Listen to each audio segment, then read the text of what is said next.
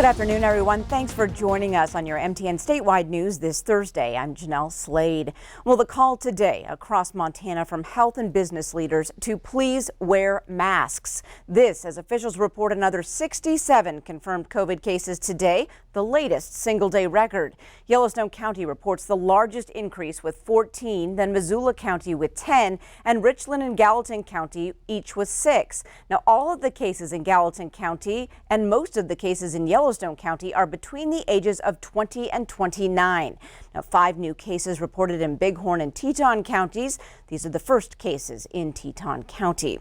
Well, today, Governor Steve Bullock will address the state on the surge of coronavirus cases, masks, and opening of schools in the fall. That's live right here around 1 o'clock today on MTN. Now, President Trump is reversing his stance on wearing masks in public as the U.S. hits a new record for positive coronavirus cases on a single day. The president is facing criticism from Democrats and some members of his own party for politicizing the idea. Natalie Brandt reports from the White House. As daily new U.S. coronavirus cases set a record, President Trump defended his administration's response to the pandemic. We've done a historic thing. We would have lost millions of lives. And now we're opening it up, and it's opening up far faster than anybody thought even possible, and more successfully. The president did not take questions at a morning briefing, but yesterday addressed the issue of wearing masks on Fox Business News. I'm all for masks. I think masks are good. I would wear, if I were in a group of people and I was close. President Trump plans to travel to Mount Rushmore tomorrow for an Independence Day celebration where attendees will not be required to wear masks or socially distance.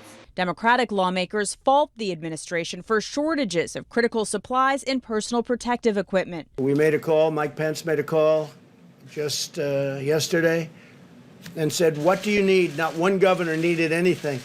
They don't need anything. They have all the medical equipment they can have.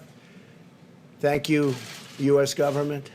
They have all of the ventilators they have. The vice president says he'll visit some of the hot spots, including Texas, Arizona, and Florida. We want to remind our young people, as you see the measures that the governor's put into place, you hear about the call for common sense personal hygiene and the wearing of masks, that this is about protecting our most vulnerable.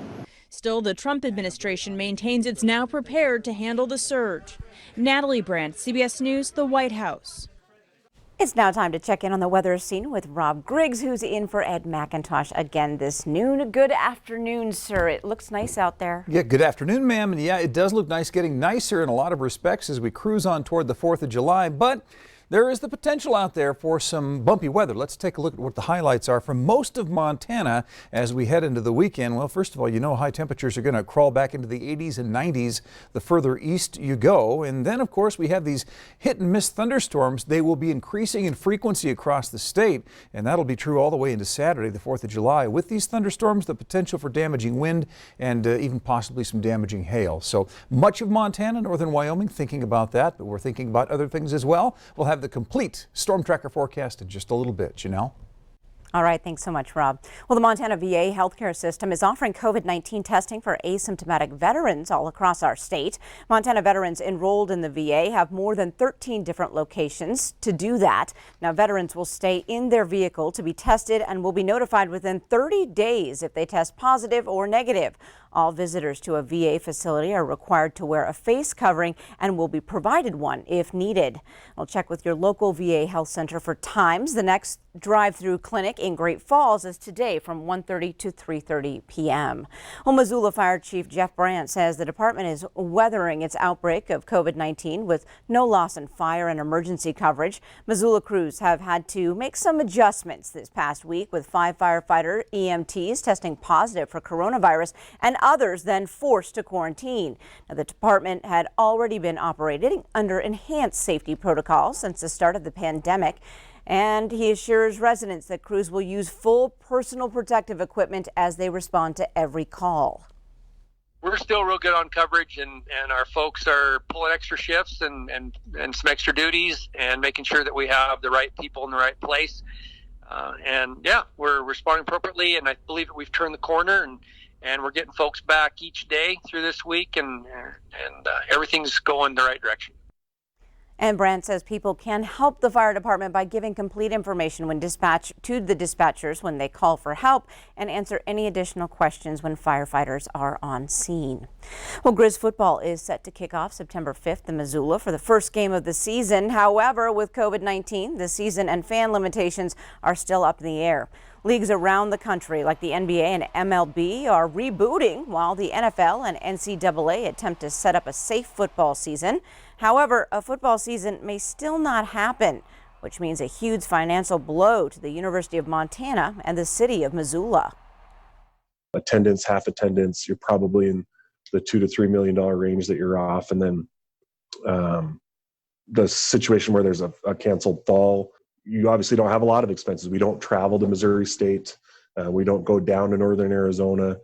So you're not as bad as the football without fans, but you're in that $5 million range that you're going to lose if you have or if you don't have any fall sports. Well, name changes are in store for two Canyon Ferry campgrounds that might find offensive. Some might find offensive or racist, but the change isn't exactly sitting well with some residents. MTN's John Riley has that story. Tape covers the lettering on the signs of former Chinaman's and Confederate campgrounds on Canyon Ferry Reservoir. For the time being, the Bureau of Reclamation sites are called Campground 1 and Campground 2. A notice on recreation.gov says the agency is working to, quote, confirm a new and appropriate name for the campgrounds. On Wednesday, MTN spoke with 24 campers and Canyon Ferry residents about the name change. The vast majority did not want to go on the record, but each one disagreed with the name change. Many people, like Canyon Ferry resident Mel Barber, were worried the history of the area would be lost. I don't understand it because it's been Chinaman's for well over 50 years. The one that done the first mining there, they done the first hydraulic mining there, and they took a lot of gold out of there over 100 years ago. Chinaman's campground was named after the substantial Chinese populations working and living in the area throughout the 1860s through the 1890s. In 1864, a group of former Confederate soldiers found gold in the Big Belt Mountains by present-day Canyon Ferry. The area became known as Confederate Gulch, and the campground was named for the area. People we spoke to also expressed frustration with the government not asking the residents their thoughts on the matter, and hope they can be involved in the new names for the campgrounds. Well, I think if they're changing the name, the people should be able to vote on it and name it themselves what they feel comfortable with, not with what the government tells us we have to live with. Reporting from Canyon Ferry, John Riley, MTN News. Thanks, John. In other news, for the first time in a decade, Mount Rushmore will host a fireworks show, and President Trump will be there. It's something Trump has been pushing to revive. The National Park Service banned fireworks in 2010 due to wildfire concern. However, now the concern is for the large crowd that show will draw. About 7,500 people are expected to gather at the National Memorial in South Dakota. Again, wearing a face mask will be optional to visitors and social distancing will not be enforced. The fireworks are also expected to spark protests among Native Americans who say it breaks an 1868 treaty to do the show without their permission. Well, Allegiant is joining the long list of airlines that require passengers to wear a mask. The rule will be enforced starting today. It comes after complaints from customers. One man says he even walked off his Allegiant flight last month because so many people were not wearing masks. Allegiant's new mask requirement will start at check-in and end when customers leave the gate area. The airline says it will provide a mask for passengers who don't have one. Well, the Federal Aviation Administration has finished certification test flights on the 737 MAX. The FAA says there were no apparent issues, though it still has to analyze all the data collected during flights. The move marks an important step in the process to recertify the 737 MAX for passenger flights. The plane has been grounded since March 2019 after two fatal crashes that killed nearly 350 people. The plane cannot return to service until it receives final approval from the FAA. Wall Street just had its best quarter in more than 20 years. All three major sectors shot through the roof, led by a more than 30% surge for the NASDAQ. Investors have been betting on economic reopenings and on the unprecedented stimulus paid by the government. The job market is expected to show improvement when a new report is released later today. However, at least 19 states have now paused or rolled back their reopening plans. Still ahead on your new news, the deadline for yesterday's nonprofits to cash in on specialty license plates. One had a successful run. We'll tell you about it. The time now is 12:10, but first, Rob's in next with your statewide weather forecast.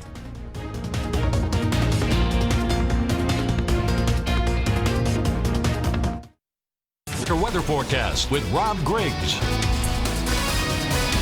You know, by gum, by golly, we're often running to what I would consider to be a pretty nice day across Montana and northern Wyoming. Some of the contrast temperatures: Kalispell, Cut Bank 57 degrees with some cloud cover. Look at this, though. Sheridan, Wyoming, already 80 degrees and a little bit of something in between for everybody else. No showers either reported in the last couple of hours. Winds, however, picking up along the high line between Havre and Cut Bank and then along the front range of the Rockies, south through Great Falls off toward Helena. Pretty quiet out here across the plains, although the winds were really howling at times across portions of central and eastern Montana with the passing thunderstorms last night. We still have this southwesterly jet right now that's pulling right across southwest Montana up toward the northeastern corner, so it's sort of keeping the same weather pattern in play. We will have another chance of some showers and thunderstorms as we move into the weekend, thanks to this low pressure system that's just looming up there in Canada and not really doing a whole lot other than sitting still and allowing more moisture to be pulled in, but also some warmer temperatures too. So we've got a warmer day on the way today. And as we advance the forecast map, you see the chance for strong to severe thunderstorms stays out there across the plains of the Dakotas as we cruise through tonight. But then we move into Friday, and we got a couple of troughs that'll be passing through. And as they do that, along with warmer temperatures, a pretty good chance, we'll call it a marginal chance actually, for strong to severe thunderstorms to develop, but a pretty good chance of just garden variety thunderstorms as well for most of the state and maybe just into the northeastern corner of Wyoming. And then, of course, that clears up. But then as we move into Saturday, the 4th of July, you notice we once again have a marginal risk for strong to severe thunderstorms across most of Montana, widespread showers as that last wave trough moves on through. Warmer temperatures, though, as we move into the 4th of July weekend. So no matter how you slice it, it's going to feel like the 4th of July. We just may have some natural fireworks happening out there. And if that's the case, I hope there's some rain with it because, well, then we don't have to worry about fires and so forth. So here's the forecast picture for today. You notice there'll be a chance for some showers down here in southeast Montana. Could be a couple of thunderstorms boom through. On the high end, we're looking for the mid 80s. On the cool end, maybe 66 for a high in Kalispell, 67 out there for Cut Bank, 73 degrees for Butte. Then tonight we see mostly clear skies once again. Any wind or anything we might have would probably be with an associated passing thunderstorm, most of which would be cleared out of here by dark. And then we're looking for lows to be in the 40s and 50s. And then tomorrow, once again, we've got that marginal risk with just a slight risk of strong to severe weather up in the northeastern corner of the state. Highs once again warming up several degrees, mostly into the 80s. We'll see a few 90s, and yeah, we'll see a couple of 70s out there too.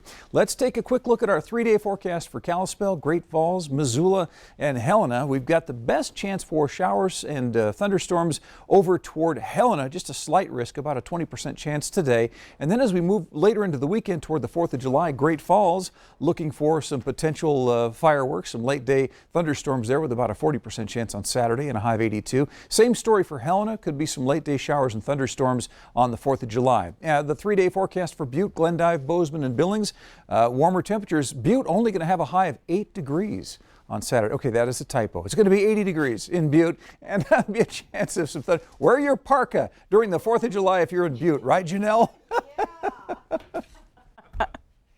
All right, thanks so much, Rob. Well, yesterday was the deadline for nonprofits in the state motor vehicle specialty license plate program. Well, programs needed at least 400 plates to register. Those who didn't meet that minimum will be cut. MTN's Alexia Gallo touched bases with one nonprofit that relies on this funding. So we made the cutoff, which is a huge relief for us because that typically is between $5,000 to $7,000 a year for us. The Lewis and Clark Humane Society was one of many organizations scrambling to have the minimum 400 specialty plates registered to maintain their membership with the Motor Vehicles Division. In February, MVD granted an extension period for organizations to reach 400 plates by July 1st. The division said they will release the results next week. However, the Humane Society is happy to announce they reached the number and sold 409 license plates, but not without generous support from the community. And we had people who went and waited in line for 5+ hours just to get our plate because they knew we needed it. We had people who were offering to pay the fees for other people just so they could get our plate, because they support us and they care about us and they love us. So I think more than anything, we were floored and blown away by how amazing and supportive our community just continues to be for us. In Helena, I'm Alexi Guayo, MTN News. Thanks, Alexi. Up next, your latest ag news with Russell Nimitz. Stay with us. From the Montana Ag Network. Hi everybody, it's time for your Farm and Ranch news. Well, with the July 4th holiday coming up this Saturday, this week the beef industry launched a fun United We Steak campaign basically designed to promote the summer grilling season. And with us on today's program to give us more of the fun and exciting details about United We Steak is the Montana Beef Council's Shaylee Harney. And Shaylee, I've been doing this for a long time now and seen a lot of these beef promotions, but this by far is one of my favorites. Tell us why. It's really great. It was created by our national Beef It's What's for Dinner team as just a really great way to encourage people to gather around the grill with your favorite beef cuts, of course, and enjoy the camaraderie of mealtime. And it does personalize Montana in a fun way. Talk about the graphics that people are going to see and hear on radio and TV and social media. That's right. Be sure to check out the Montana-shaped steak. Very exciting, along with all the other states, of course. Ours is the best, but there's fun interactive games and even puzzles and great ways that everyone can see their state and vote for their favorite, and a lot of exciting things to go along with that. And of course, on our Facebook page, we'll have contests throughout the summer and really great ways just to bring everybody together around the grill.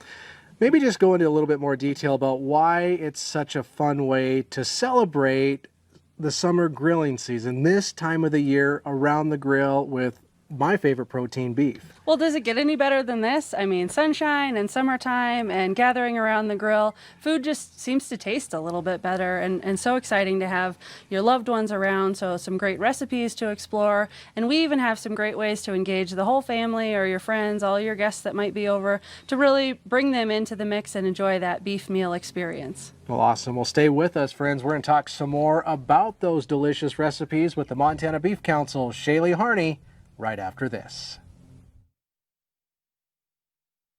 Today with the Montana Beef Council, Shaylee Harney, talking about the fun new summer grilling promotion that just launched this week, United We Steak. And Shaylee, bringing it a little bit closer to home, let's talk about the Montana Beef Council, your awesome website, and where consumers and a few of us others can find delicious beef recipes for this year's summer grilling season. That's right. Follow our Facebook page and our website. We'll have some exciting recipes on there. Of course, some Montana-themed recipes featuring our very own president as well, and some steak kebabs. And you can visit unitedwesteak.com to get to your state and follow your recipes. But we really have a lot of great recipes to offer, and also grilling tips as well to make sure you have the best beef eating experience. And of course, as we wind our way through summer and work towards fall eventually, this is a great promotional campaign that'll lead us into other Beef Checkoff funded programs here in the state as well. That's right. It doesn't stop here. Of course, this will take us right into tailgating season and a lot of great opportunities to continue to enjoy beef. And we're always looking for new ideas and new opportunities. So of course, every September, this fall, we will be seeking all of those new ideas to present in front of the board. So if you have any great ideas for beef promotion, education, or research, bring them to us, and we'd love to hear them. Awesome. Well, just another great example of more examples, if you will, about what your Beef Checkoff is doing, not just here in Montana, but across the nation. Again, our thanks to Shaylee Harney with the Montana Beef Council for joining us on today's program. Well, that's going to do it for your Farm and Ranch News. Have a great day.